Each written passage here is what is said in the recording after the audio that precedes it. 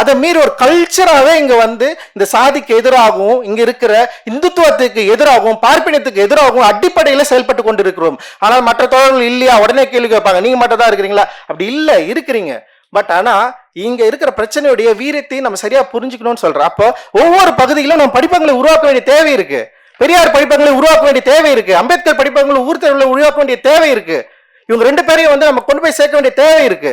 இன்னும் எத்தனை நூற்றாண்டுகளுக்கு நமக்குள்ள வந்து சாதி வேறுபாடோட இங்க வந்து அசமத்தோட வாழ்ந்துருக்கணும்னு நம்ம விரும்புறோம். இன்னும் எத்தனை நாளுங்க?